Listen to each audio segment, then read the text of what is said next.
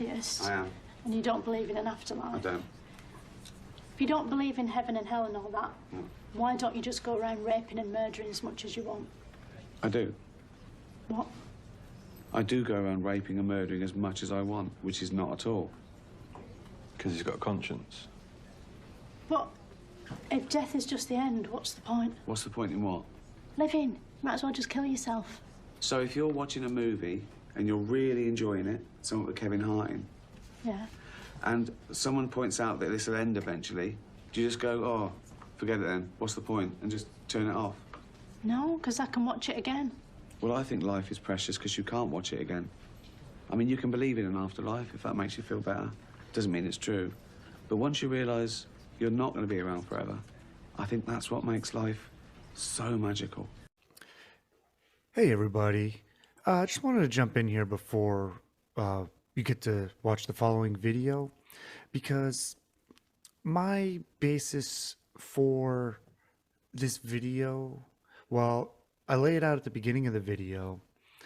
I also went and did some research on the subject to try to have a better ground for what I believe and what I think while doing it. And in doing so, I found this article here. If you can see here at the top of the screen, it says philosophy.acadiau.ca. I will put a link for it in the description below. I just wanted to briefly surmise a few points from this article because I thought it was important that you, when watching the following video, you kind of see where I'm coming from as far as where I get my basis for my morality, even though I lay it out a little bit in there as well. I think this article really helps to put it in a good focus and perspective about it. So I'm just going to hit a few points here briefly, and then we'll go ahead and get you right into the video. So right off the bat here, the introduction, and this is so true. Many people think that God and only God makes us moral. Academic researchers and journalists alike report that people in the Jewish, Christian, Islamic world typically link morality with the belief of God of traditional monotheism and see good ethical values as a crucial benefit of religion. And then jumping ahead here a little bit, as the American ethicist James Rachels puts it, it is not unusual for priests and ministers, to be treated as moral experts. And we can see that happening all the time, because especially if you go with the Christian religion and the Bible, people are basing their morals off of that. And because of that, we can see how they're viewed as experts in the field. Now, this goes in through some arguments about morality. And this one here is one of the biggest ones that influences me and why I can't justify that the Bible is a moral book. Because if you look in the second topic here, if a perfect God exists, then any suffering that occurs is suffering that God allows to occur, since any perfect being has the power to prevent any occurrence, including any case of suffering. If perfection also rules out exploitation, as this guy argued, so you have to just read it, it does, then God allows the suffering of children only if those children ultimately benefit from the suffering. Now, I see that and I find that to be cruel. You are taking children and letting them suffer because you're going to bring them to heaven? But what about their families and the ones who live beyond them? Aren't they going to suffer for the rest of their life over the loss of that child? So I'm going to go on. And this talks about a net benefit. So I basically will sum that up as an ends justifies the means mentality. So if the end is going to be heaven and eternal happiness, then it's okay if you suffer for, 10, 20, 80, 100 years horribly, as long as you're going to get that reward in the end. Which, does that make God moral? I don't think it does. I'll let you make up your own mind on that one. And then moving on, it talks about autonomy and free will. And I use the example here of, so if your child, you have a young child, and they run out into the street and a car hits them and kills them. Cop comes over to write the report up, and you look at the officer and you go, well, you know what, officer? My 3-year-old had free will whether he wanted to run out into that road or not, and I didn't need to stop him from doing so. Could you imagine if your God said the same thing to you? Now, I don't know about you, but like, as a parent, that doesn't make you good. If you're a God that does that, that makes you quadruply not good, okay?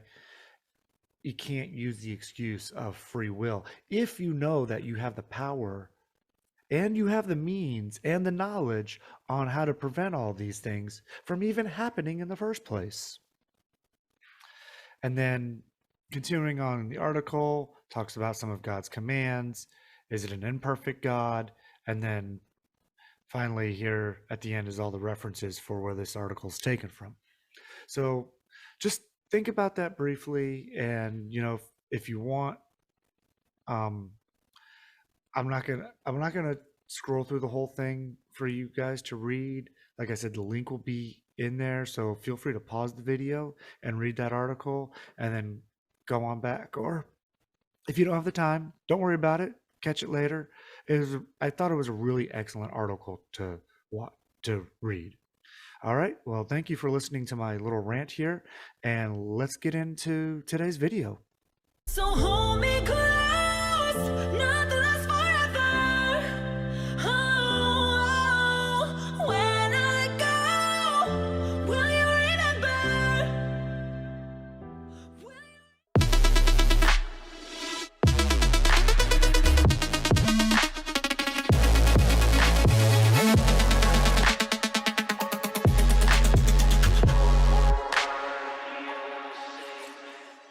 Okay, everybody, welcome back to the channel. Got a special video today with my panel of guests today who are experts in the field. So welcome Wally, Bridget, and Stefan. Hi. This is not the panelist you're looking for. At least we're getting some Star Wars references in early. So I mean, that's yeah, you pretty gotta do that quintessential to any good film. Just wait till we get to the Star Trek references. Yeah, that's. Oh those are- Lord. Those will live long and prosper. That's right. Shut up. So, anyways, for our viewers' information, the reason why we're coming on here today is now, and I've said I'm only going to touch on one part of this very briefly, with the whole scandal in the Exjw community, with somebody who has not had mastery over himself, as he self-admitted on his own videos. But the whole issue is that I want to discuss today. I've seen in the Exjw community so many people going off on him about, well, because he's an atheist, he has no morals. And I roll my eyes hard at that, and I keep on seeing it. So that's really the main focus of what today's conversation is about, is atheism and morality. It has very little to do with that situation.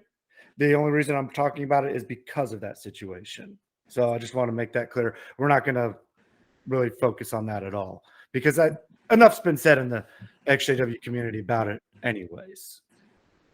And so to get started off, I'd like to just kind of throw a question out there to everybody. Where do you derive your morals from? Ooh, good question. I'm trying to fix my lighting again because the sun moved. I'll go last. It has a tendency you to do guys- that every now and You then. guys go ahead. Well, who wants to go first? Who's on first? What's on second? I don't know who's on third. Jinx. Okay. Yeah. So morals, I think, in a lot of ways are innate. There are things that you find in all cultures, things that you find in all civilizations. One of them, the golden rule: you treat others the way you want to be treated. You'll find that even in witchcraft, with the do no harm. Oh no, that's physicians. Wait a minute. And it harm none, do what you will. Those things are not the same now that I think about it. Never mind, scratch that. But no, seriously, you find certain morals and ethics in all human civilizations, right? I think that in some ways morals are innate. There are things that you know are wrong, right? It's not okay to kill people. It's not okay. Like torture is not okay.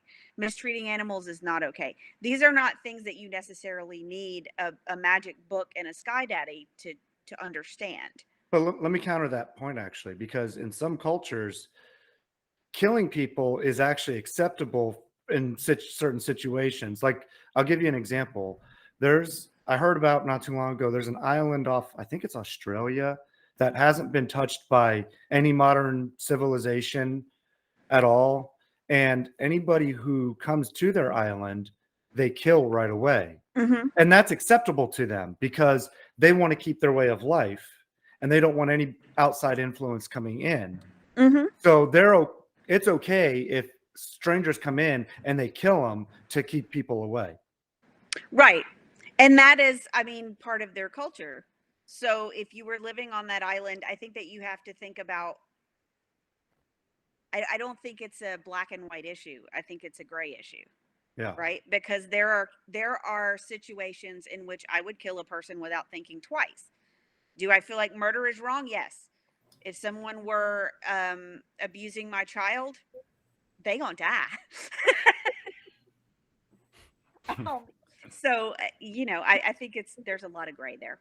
Yeah, absolutely. What about you, Wally? Oh, me. I just had like maybe slightly clarifying what you mean by morals are innate. I guess that doesn't quite make sense to me in a certain way. How so? I don't know if people are just like born into the world and they are automatically thinking that, oh, this is a dynamic social construct that we have. I mean, it goes all the way, back to the classic tabula rasa. Are we born with a certain sense of things or do we learn them? And I guess I just think it's a little bit more dynamic than saying morals are innate. I think some of them need to be learned, and that's like not universal because you have two kids and you can have two different ways of raising them that will be effective and it'll resonate with them because they're just naturally different. Hey everybody, me again. I just want to interrupt this video to say something real quick about this part right here with the interaction between Wally and Bridget. I love conversations like this. And by that I mean where Bridget had pointed out about talking about how morals are innate. And then Wally comes on and he's like, I'd like some clarification on that. And then Bridget's like, you know what? Maybe I got to change my frame of thought on this. And that's what I love about this conversation, because it's not just my viewpoint is the right viewpoint. It is an interaction where people are actually actively listening and hearing what the other person is saying and responding accordingly and taking that in and saying, you know what? Maybe my point of view isn't exactly right on this. So I just wanted to jump in there and say, guys, I love the interaction. Thanks for the great job. Yeah, I think you're right about that. I think maybe I would need to restate that. I think that morals are so certain things that you talk about as ethics or morals. I think certain things are innate, but I think other things you learn through your culture, right? And how you're raised.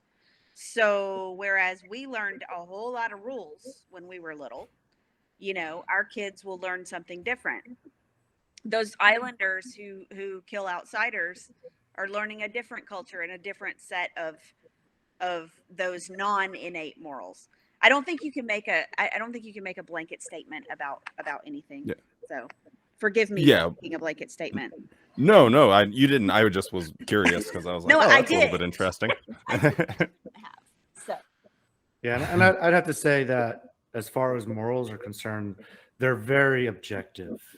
mhm. Like you were saying, based on your upbringing and background and where you're at and your culture, they're very objective. They can change, and they should change too as your life grows and changes and you learn different things that might be more acceptable or not acceptable based on your circumstances. Like, I'm sure we could all agree stealing is basically wrong. Yeah.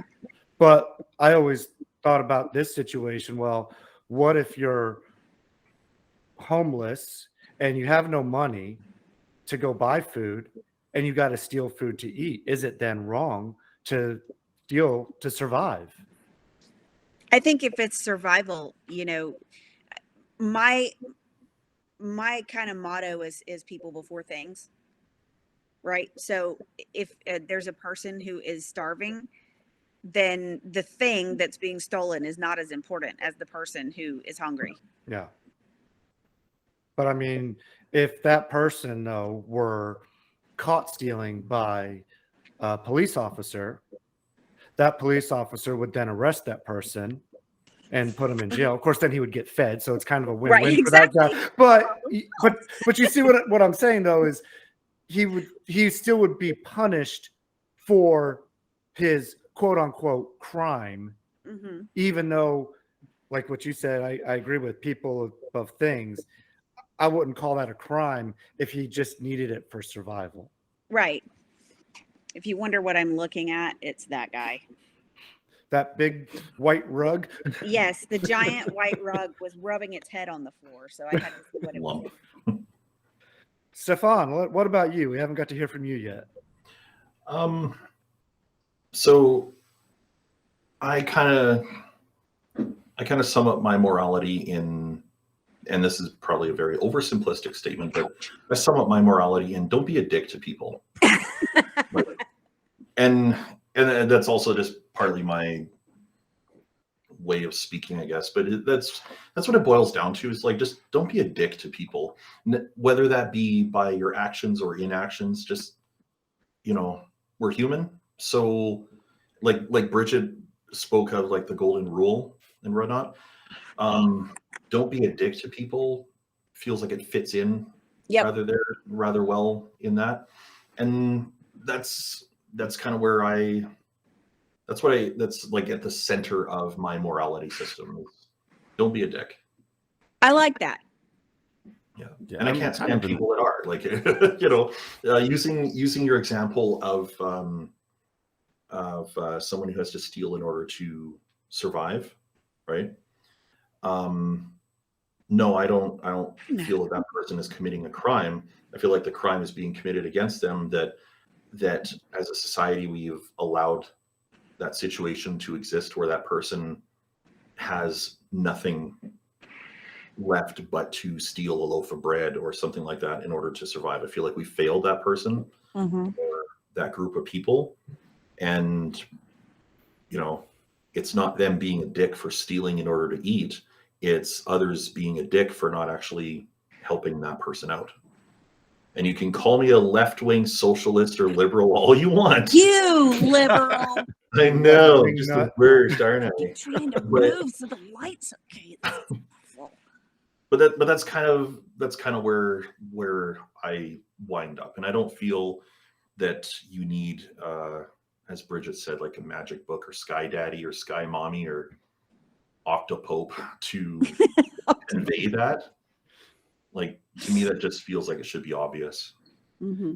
Well, one of the things I've, especially since leaving being a Jehovah's Witness, and in my transition to becoming an atheist, when I look at the Bible anymore and try to think about the morality that people say that they learn from the Bible, go back into some of those old stories. I mean, Stefan, you and I did a video about this one with the Sodom and Gomorrah, and then Lot, and afterwards Lot and his daughters in the cave. And I don't need to elaborate on that story. I'm sure everybody here knows where this is going. There's a book that we've seen that's in libraries and lots of schools that features a story of two daughters having sex with their dad. Oh, wow. They get their dad drunk to have sex with him. And this is like a book. Should a book like that be in a school? No. No? No, Just get that out of the school. absolutely. Why do kids need to read that? That book is actually the Bible. Oh, no. Yeah. No. Yep. But then think about it. Later in the Bible, it said Lot was a righteous man.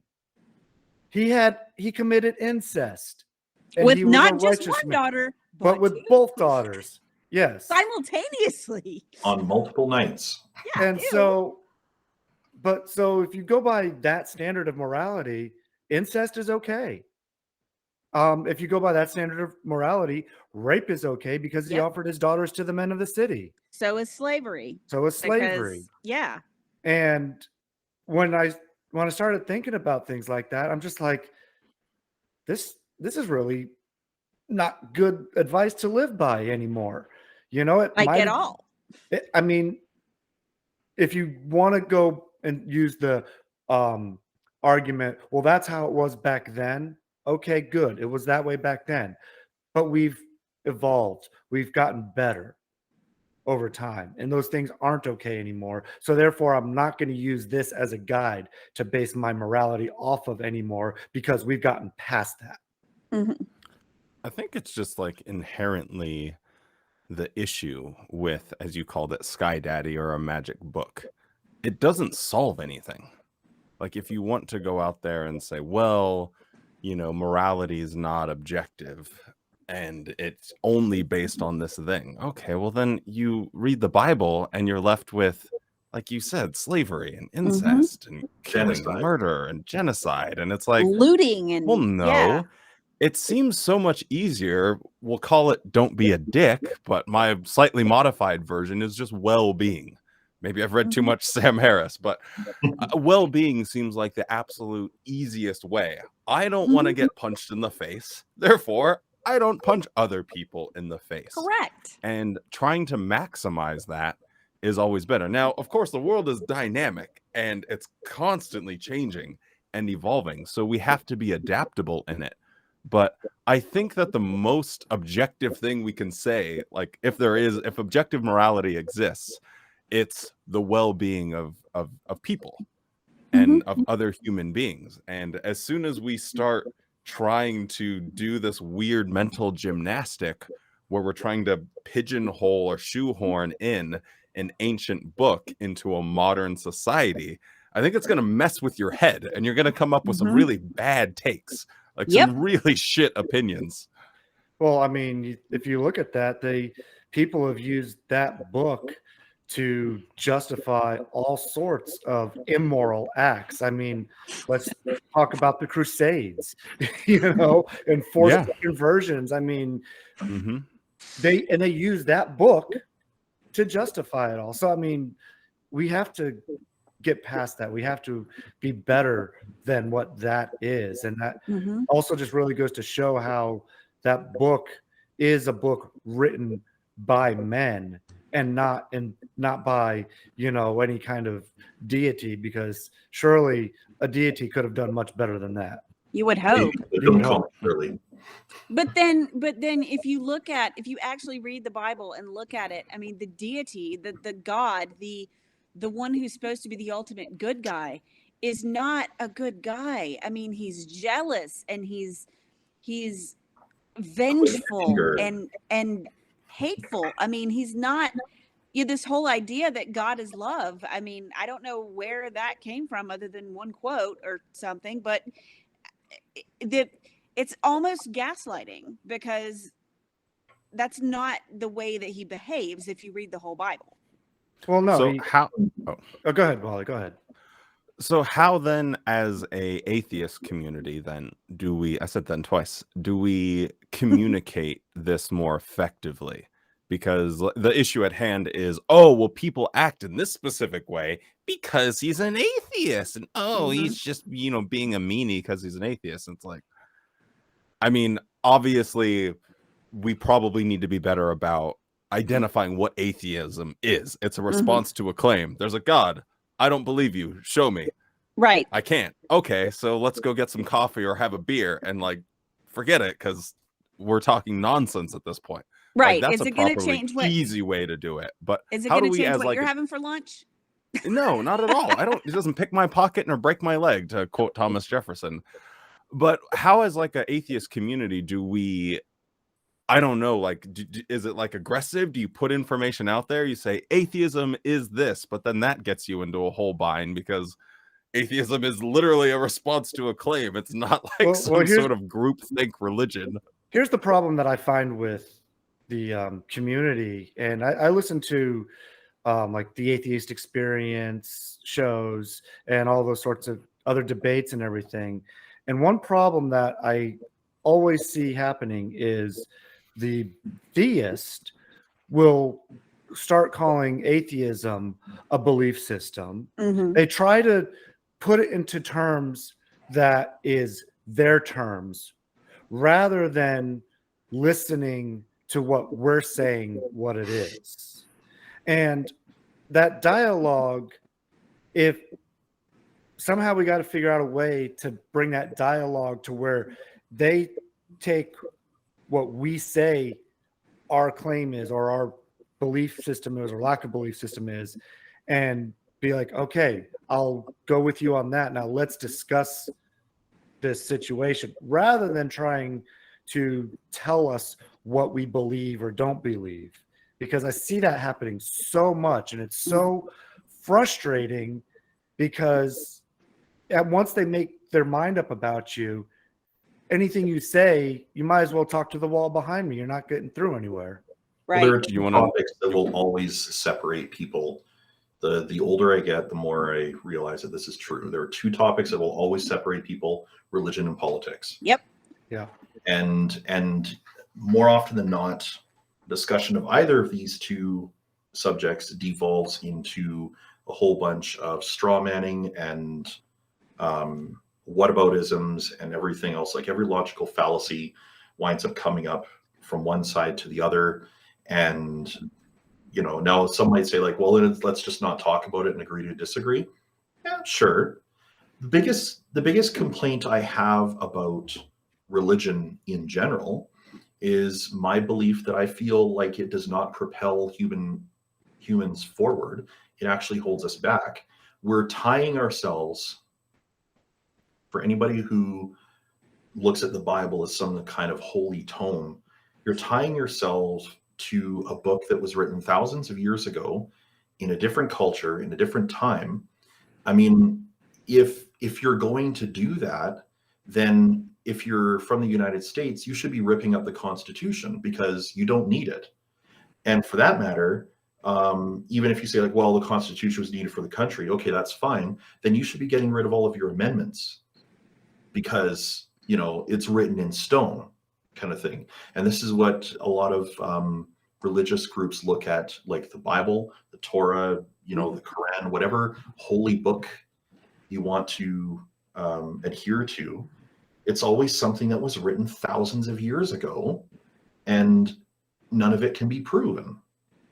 So I think to myself, like, okay, why are we wrapping this ball and chain around ourselves and holding ourselves back from moving forward Well, when it's we're a good bickering over something that's out of date and irrelevant? It's a good point, because a lot of the things that are covered in the Bible that don't have any bearing whatsoever on modern life.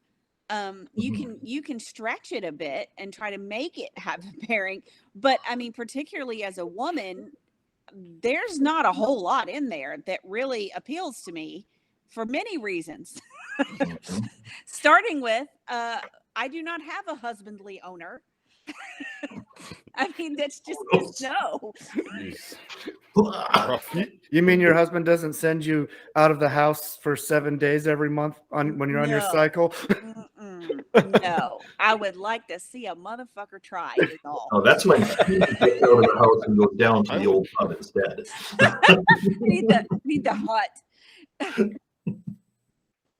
But that's my feeling. Like I used to hold the Bible in such high regard. Now there's no level of derision that I cannot possibly ascribe to it that feels sufficient. Like in the music video that I made last August, I specifically scripted in the destruction of a copy of the Bible, and it showed a character tearing pages out of it and then tearing entire sections out of it, throwing it across the room. And of course, because, and in film, you got to do multiple takes, this Bible was thoroughly destroyed. And yet here I am, untouched by divine lightning or judgment of any sort, right?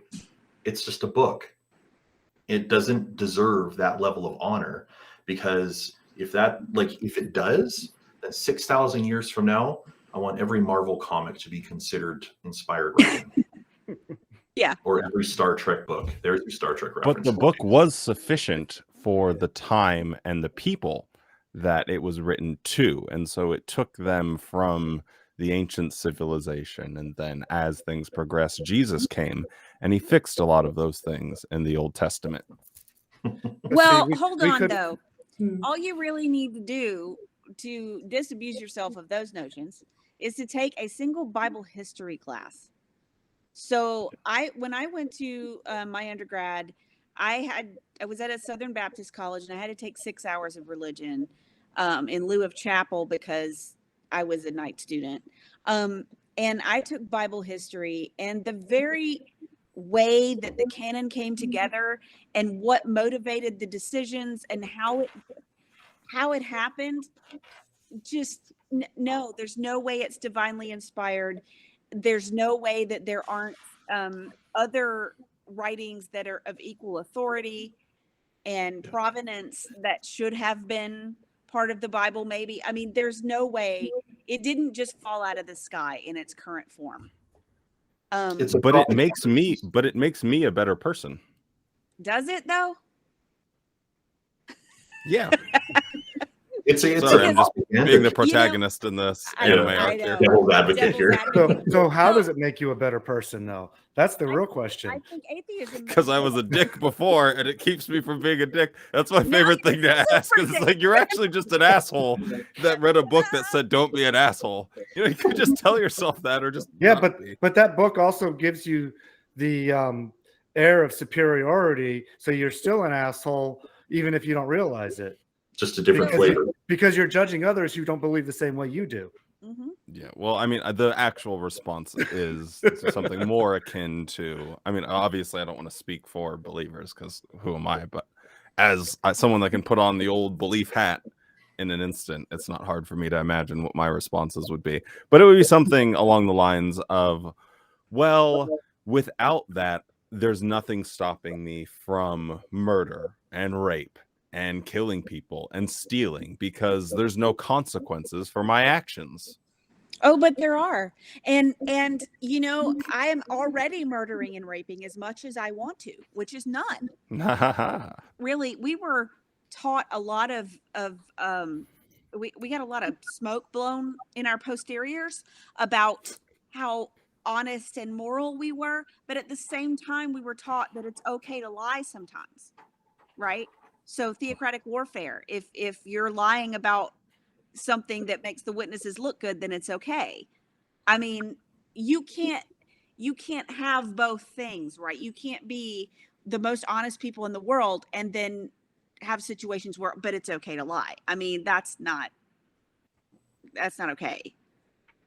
And I think There's a lot of us also came out with the idea that anything goes in the world. So there's no, none of the worldly people have any problems with anything that you might decide to do. And as we all know, that's crap.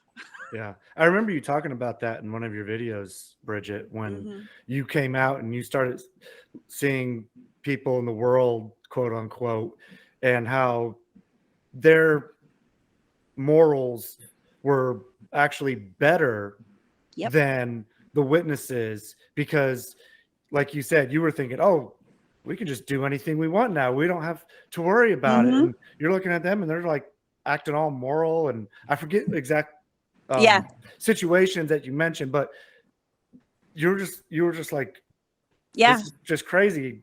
I was stunned when somebody called me out, man, because I was 20 years old and just, I did a lot of dumb things, but I was absolutely just gobsmacked the first time a worldly person called me out. And I was like, what, you're going to tell me about being moral or whatever? Really?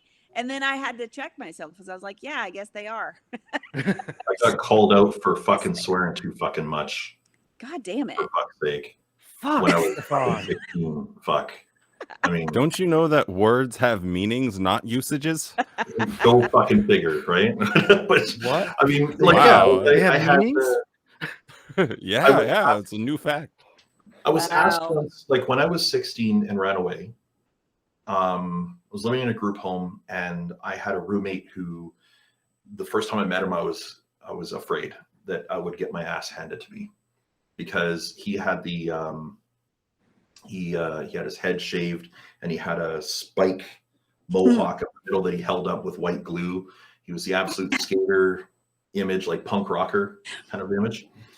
Turned out he was the nicest guy, and a great roommate in that group home, and the only other non-smoker in the house besides me.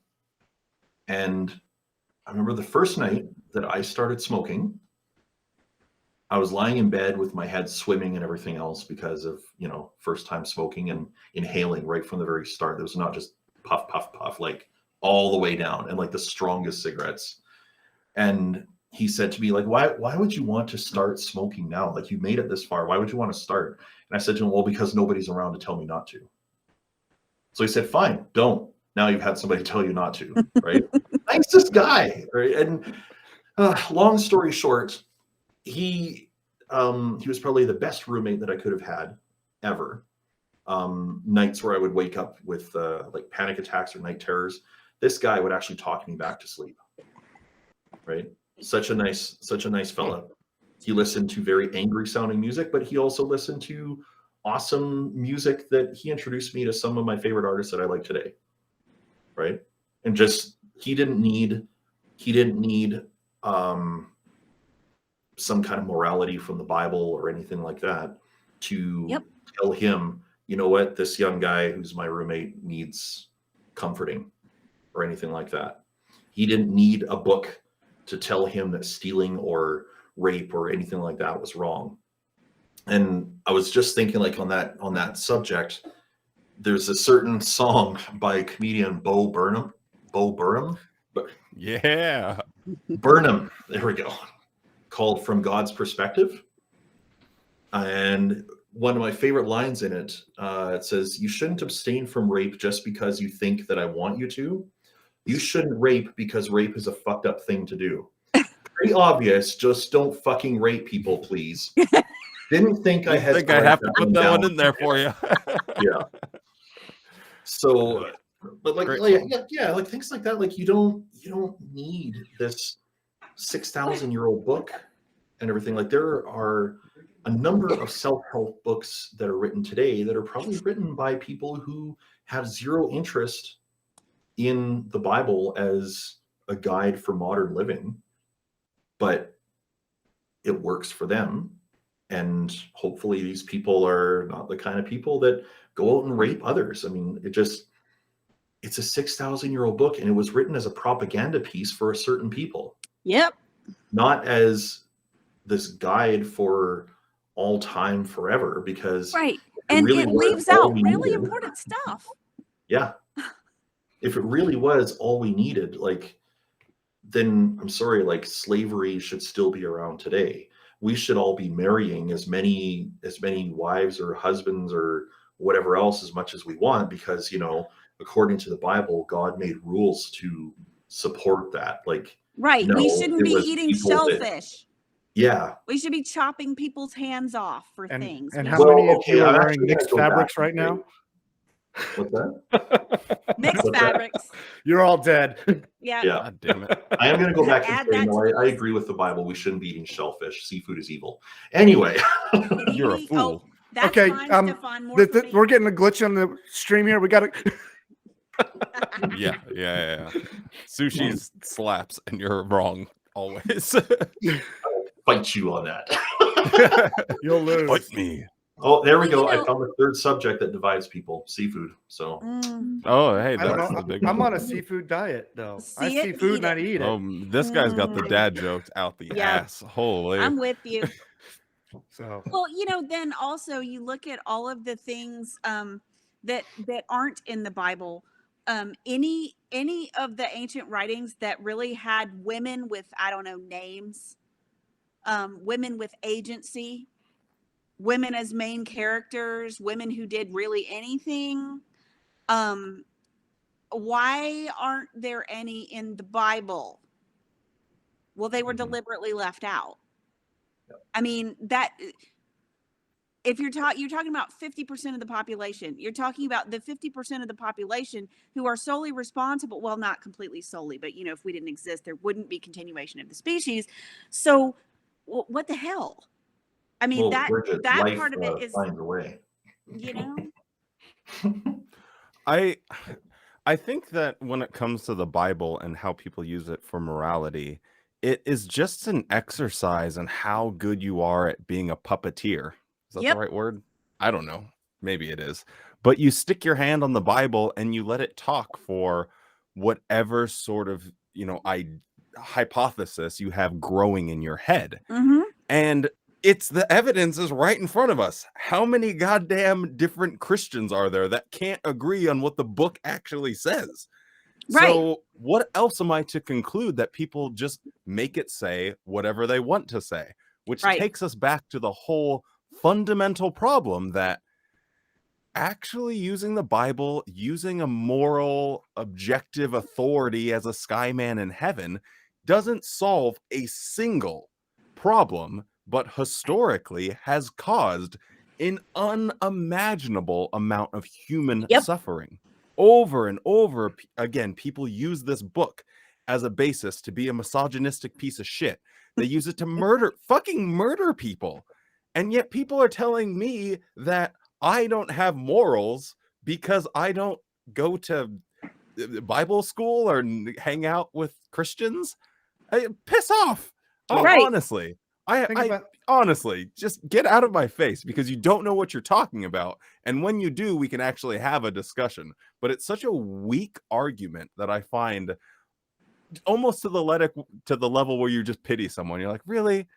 Really? You're going to hold up this book that has slavery and genocide in it? Right. God assigning the murder of babies, children, Yep. by means of getting mauled by bears. This Or is drowned. I can't take you seriously. And Or Zizi's dashed on going to clean rocks. his butt now. There's move him off camera there. But There's think about this. sorry though. for that low level diatribe, by the way. I get I passionate. like it. I enjoyed it. So If like you go to court, what do they still do? You put your hand on a They're on a Bible. Bible, and I solemnly swear to tell the truth. Now, I will say a lot of court systems don't do that anymore because I had to go to court for my bankruptcy, and we had to swear to tell the truth, and we were just told to raise our right hand. I didn't have to put it on a Bible or anything. But there's still that thing where people put their hand on a Bible and swear to tell the truth. Like putting your hand on this book is going to make you a more honest person.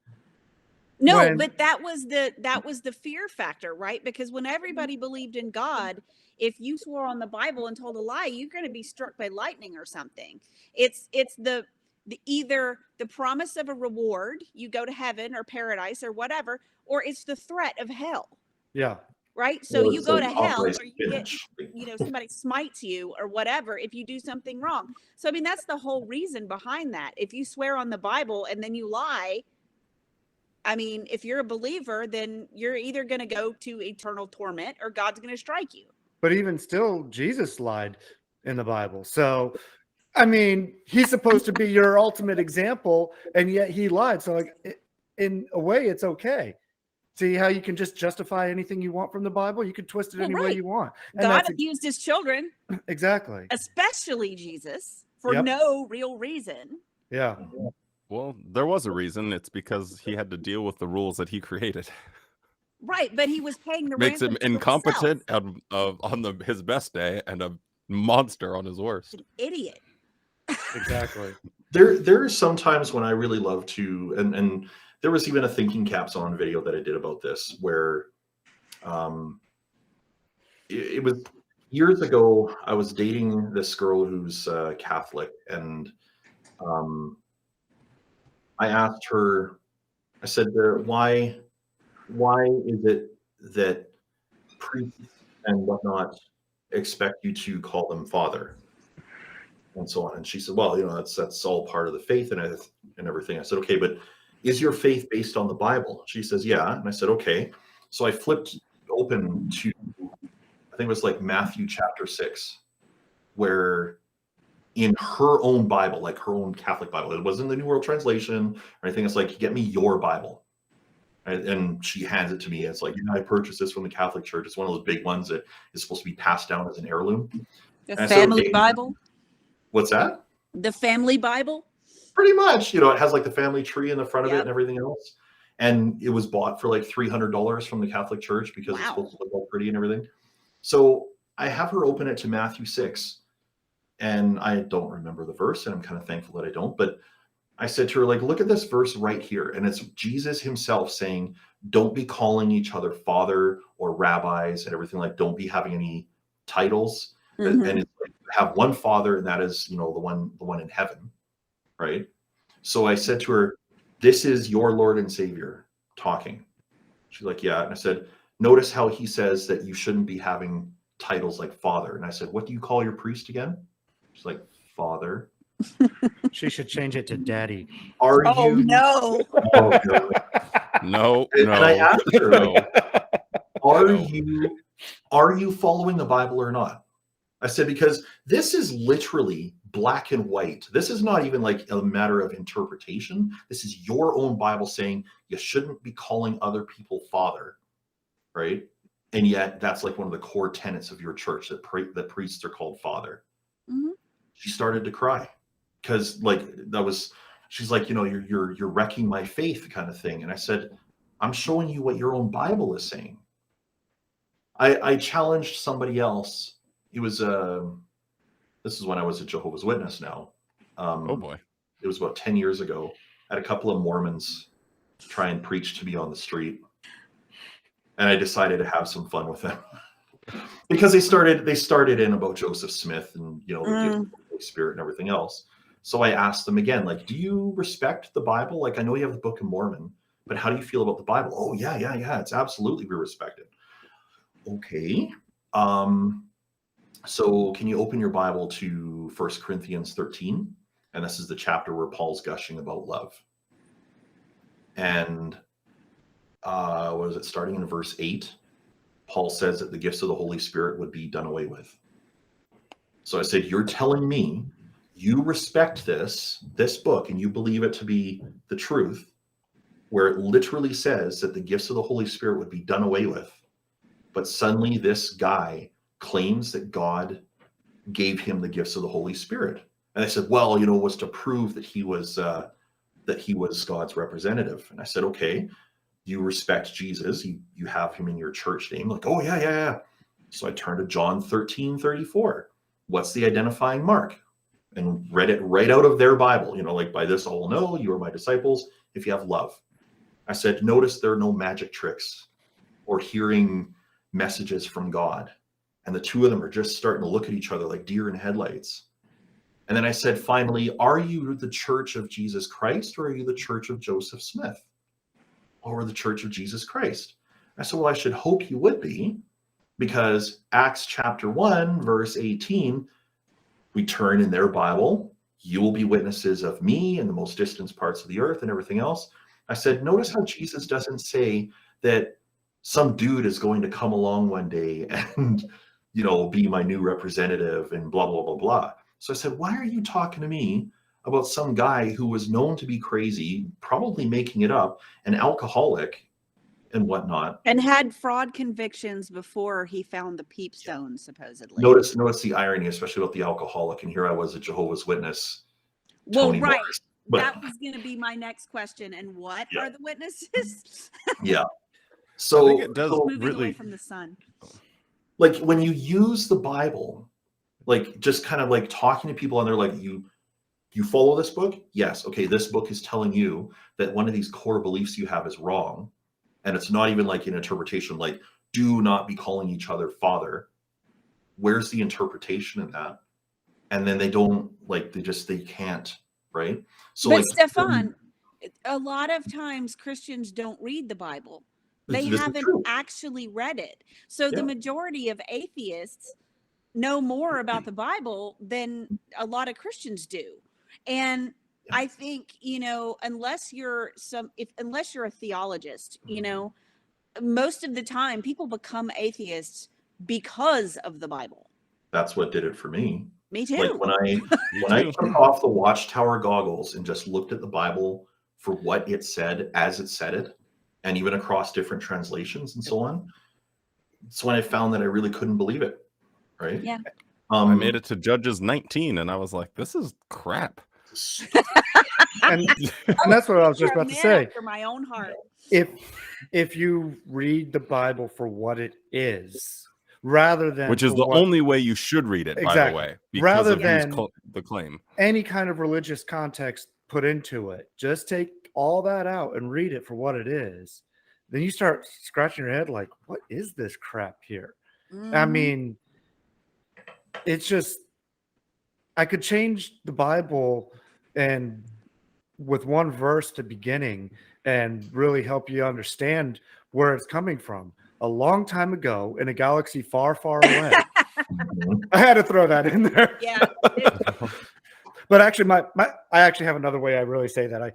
I could change Genesis 1:1 to make the Bible in context. In Once the upon a beginning, time, there was a man created God. Yep. Because when you look at that book and you look at the context of that book and how they write about what kind of character God is, it's all these narcissistic men vying for power, Yep. writing about themselves, but trying to do the ultimate logical fallacy and appeal to authority. So it's not them, it's somebody Right. higher than them. And Yep. therefore they have the power to write this down and enact all these laws and rules. Because God said so, and who can argue with that? Exactly. You can't argue with me about an invisible sky daddy when you can't see him or hear him. You've all heard about like how the book of Daniel has been proven to be like a forgery, Yeah. right? You know, I don't So- think I know anything about that at all. You Mm. know, even though I talked to that scholar that one time on it, I still don't know nothing about it. So like when Watchtower came out with the book Pay Attention to Daniel's Prophecy, and you know, it was like a verse by verse discussion of the book. And when they got to the whole King of the North, King of the South thing, which they still cling to this very day, even though they've said shred the book, as they go through and they're talking about like all of these predictions in the last few chapters of Daniel and how they were actually fulfilled in history and so on, even back then it seemed like it was like a very like, this is incredibly specific and still only related to very ancient things. And the narrative of the King of the North and the King of the South ends so long ago in a land far, far away. Like it, you know, but they're like, well, you know, the last part of it is still yet to be fulfilled. And I even remember thinking back then, yeah, but why would 99% of this so-called prophecy have come true 2,500 years ago, but this last part is still yet to come? And then I find out that the book of Daniel itself was not written at all when they claimed that it was, and that it was actually written long after the events that it talks about, full of errors. It's written as if it's prophetic, and yet it's actually written by someone who's really shitty with their history and is writing it to be a propaganda piece. Well, like so many things in the Bible, like if you look at them in that light, it's like the whole thing is a propaganda piece for a certain people, right? Both Old Testament and New Testament, they are propaganda pieces. The New Testament especially feels like a handbook on how to start a cult, but I think we lost Bridget. We did. They're still there. Oh. Like the second half of the Bible feels like a handbook on how to start a cult. It literally was a debate about two different factions of the Christian movement. But even the Bible itself, and this is one of the biggest things that kind of like thinking about leading up to recording this video. I'm sorry, I'm read a scripture out of the Bible. Hey, big man. Trigger warning. I know it's a hat. Hey. Want to say hi? Here's my Hello. screaming demon. Hey, dude. What's going on, little miniature man? Say hello. Oh, you can't hear me. Say hello. I said, what's going on, little miniature dude? Hello. Okay. He's like, I don't like that guy's voice. Get that voice out No. of here. Hey, you want to go let the Piss doggies out of the off. cage? No. Go let the doggies out of the cage, okay? Anyway, There is a certain scripture in the Bible that just kind of feels like central to this theme. Like, you know, do you need the Bible as a source of morality and everything? Well, the Bible itself even says that you don't need it. Romans chapter 2, verse 14. In context, Paul is writing about like people that are under law, like the Mosaic law versus those that aren't, and so on and so forth. But he says in verse 14, and yes, I'm reading this from the Silver Sword edition, I'm sorry. But Yeah. he says, for when people of the nations who do not have law do by nature the things of the law, these people, although not having law, are a law to themselves. And Watchtower even acknowledged the fact that it's like what Paul is writing about here is the human conscience. Like Paul admits there are people that don't need the Mosaic read verse law 15 as well. to you know, not be shitty to others. He says they verse 15, they are the very ones who demonstrate the matter of the law to be written in their hearts, while their conscience, ding ding ding, is bearing witness with them, and by their own thoughts they are being accused or even excused. So these people that are doing lawful things, it's not because some sky daddy told some long bearded Santa Claus lookalike to write it down on a piece of parchment. They just know not to be shitty towards other people. No religion needed. Yep. No magic book needed. No sky daddy needed. You know. Yep. Right. So that here endeth the reading. At least you said endeth. And if, Yeah. All we need now is the Bible read by a condescending 14-year-old atheist. Sounds pretty good. yeah. Hi, Morgan. I It's know okay. it's a hat. All of this gets edited out in post. It's fine. What? He's my best person to get me ratings right here. It That's ain't true. me. That's I for have sure. I have a content cat as well. People don't give a shit Yeah. about me. They're like, I'm just here to watch your cat play. He's with my the ball. content kid. You have content cat. I have content kid. Hey, I got a Yours cat right just is- behind me. About the price of a Aston Martin Vanquish. Mine's about the price of, I don't know, a hamburger. Yes, but yours will show you utter disdain whenever it wants too. Mhm. Anyway, never mind. Mine will I too. like it. This Yeah, is why my videos don't have very high view counts. Oh, you need an animal. Dog and the cats don't appear on them very often. Yeah, Yeah. you need to You need to shout bring in the Q in. beginning, "Hey!" And then you also need a content cat. Yeah. Well, hey, welcome back to XJW Silent No More.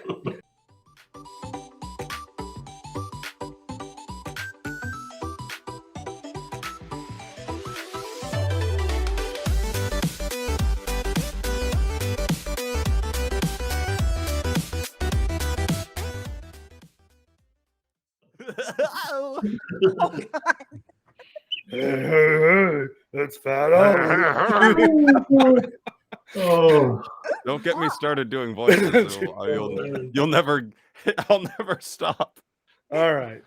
So we're gonna go ahead and get this wrapped up with one final thought. So where do you all think we should go from here on this issue? Like how can we get this out to the community and start a better dialogue? I think being a little bit more outspoken, and not just like taking that backseat is kind of helpful, because once people can see that there are reasonable, well thought out, logical people that are simply asking questions, and that is what made them an atheist, it's so much more impactful than someone that's attacking them and being like, well, you guys think we think this, and it just turns into this massive he said, she said bologna sandwich that nobody wants to eat. Whereas, what if we just like actually stated our position? And any time that someone does bring this up, just calmly say, no, atheism, it's just not belief. It's the same as like not belief in that licorice pizza is going to win the Oscars tonight. Like, it's just that movie was terrible, by the way. I watched it yesterday. I hated it. It was ugh. Anyway, and then what would you say to a person who strawmans your position anyways? And after you tell them your position, and then this is free. tries to continue. I'm well prepared for this. Go ahead. Oh, so you must think that God is a homicidal maniac. No. Oh, so you don't like when people pigeonhole your ideas and what goes on in your head and tell you what you're thinking. Okay, well, pay me that exact same respect and we can have an actual conversation. Unless Love you it. admit something that you don't think is true, why do you want me to admit something that I don't think is true? So shut up. Stop. Yeah. Grow up. I like it. Sorry. Yeah. Very good. So Very good. I actually have a number of coworkers who are very very faithful in their religious beliefs. I have one who's actually a pastor. It's very strong believers, and we work together well. We respect each other because we respect each other, and it's like we don't really need to get into theological debates. They know where I stand. I know where they stand. You know, I've been invited to church. My response is no, thank you. You know, thanks for thinking of me, but I'm not a believer. There have been people who are pushy, and I just say, no, I'm sorry. You don't want to see me inside of a church. It's triggering, and I have PTSD from church. Like, I don't think I want to see Sister Fister inside a Catholic church. Just no, gonna be honest. especially since she knows Taekwondo. Hey, I get my black belt in 2 weeks. Let's fucking Hey, go! congrats. Yeah. Nice Yay. work. Awesome. Well, I hope I get my I'm testing, final test too. But yeah, I think that it's important as an atheist to be a good person. Not just like every day you don't commit any murders and rapes good. I mean like a really good person. You need to be friendly and outgoing. Well, I mean not maybe not outgoing if that's not who you are. But I mean you need to be friendly to people. You need to do good things. Donate to causes that are dear to your heart. Help people who are in need. You know, if your neighbor's house burns down, go over there and help them. And when they say, "Oh, thank the Lord for you," say, "Well, you know, you can just thank me because I'm an atheist." You know, you let people know who you are and let them observe you doing good things and being a good person. I think that goes a long way as well. And I think it's also important to call out the people who are saying that folks like our fellow activists are bad people because they're atheists. I don't think that a person who has, you know, sexual issues or whatever is necessarily a bad person. They made some bad choices, maybe. Yeah, some bad choices. But you can't judge people based on one choice. No, you can't. It's And not about belief or lack of belief. And I think that opening the dialogue is the most important part, you know, and it's not about necessarily getting on YouTube and getting on Facebook or anything and trying to talk to, you know, masses of people about this issue. A one-on-one dialogue with a person, you know, can really go a long way to changing how they view you as a person, as opposed to somebody on the internet who doesn't know you and feels like they can attack you for whatever reason. Those one-on-one dialogues are some of the most important ones to have, because then that person who might be a believer will see, hey, this person really isn't so bad. I interact with them, I work with them, whatever the case may be, might be your neighbor, and they'll start seeing, hey, these atheists really aren't that bad of people after all. And now that person will have their mind changed about you, and then they'll tell their friends about that, and their friends' minds will be more susceptible to be open to you as well, because their friend will vouch for you, basically. So And then it's the kind next of atheist that they run into is also, they're not going to be automatically skeptical. They're not going to have this demonization like, oh, atheist, bad man. Like, Yeah. they'll Exactly. be like, oh, But that other guy was hella chill. But I Yeah, think that's all the good. point is to just start small and not try to have our expectations too high, because in the end, if we do that, we'll be disappointed by trying to put out a mass message everywhere rather than just keeping it small and local and let it grow from there. Right. And I think that we can largely agree to disagree far easier than a Christian or religionist can. And I think that's important. I think it's important for atheists not to get into the proselytizing business. Like, Mhm. we're not out there trying to bring them to, you know, the great church of Wally. atheism, you know, the Church of Wally, the Spaghetti Rastafarians, the Pastafarians. You know, we're not out there trying to bring them to our lack of religion. And I think that's important too, because I feel like faith is important to a lot of people. It means a lot in their lives, and I don't want to take away something that's good for them. If it makes their lives better, oh, more power to them. Go for it. Just don't drag me into it. Just remember, I planted, Stefan watered, and Bridget kept making it grow. That's right. That's right. That's how the Church of Wally will be. That's the I'm pretty hierarchy. good at making it grow. I'm just saying. Yeah, and then they all worship, especially after your series. Oh, Nice work. Nice work. That was good. That's huge. Oh, that's another one. Good job. Good job. I feel as well that, like, conversations like this, Facebook, Twitter, and all the rest of that, these are not the places to have these conversations. Those are the places, like, you know, they're meant to start flame wars. Yep. Right. They're They're the meant for modern, memes. like, you know, thinking of the late 90s IRC chat rooms and everything else. Yep. Invariably, you know, like an IRC chat room would devolve into a friggin' flame war back and forth. Well, you said, yeah, well, you're stupid. Nuh-uh, you are. Like, Facebook, Twitter, and anti-social media is not the place for those kinds of conversations. True. Like you said, James, one-on-one, you know, talking, not typing, because inflection and whatnot does not come through in typing. And yeah, like, just the idea of, like, just trying to find areas of common ground first. I mean, hell, even the friggin' Watchtower cult members know that one of the best ways is you're going to try to find common ground first. And like you said, Bridget, we're not out to proselytize and convert people from their religious belief to atheism. That's always a personal choice. Right. As much, we wouldn't want them inflicting, and I use that word deliberately, their belief system on us as atheists. Neither would it be fair for us to inflict, from their point of view, our disbelief of their belief system on them. Right? There's a thought where some people say, like, well, you have to have respect for everyone's beliefs. Well, No, I no, don't. No, definitely not. I You do have not respect for people. respect anything. I can respect the person. Exactly. Yeah. I can respect the person. I can't respect beliefs that are harmful to others. Right. Exactly. Or that have been harmful to me personally. Yeah. If your belief system tells you to look forward to my bloody fiery death or Right. my eternal torment after I die and so on, then that reflects back on you as a person, not me. Mhm. So, if you want to, and I'm targeting Jehovah's Witnesses specifically with this now. If you are overjoyed at a world filled of burnt hot dog smell and you can't wait for it, what does that say about you as a person? Nothing good. Mm-hmm. Yeah.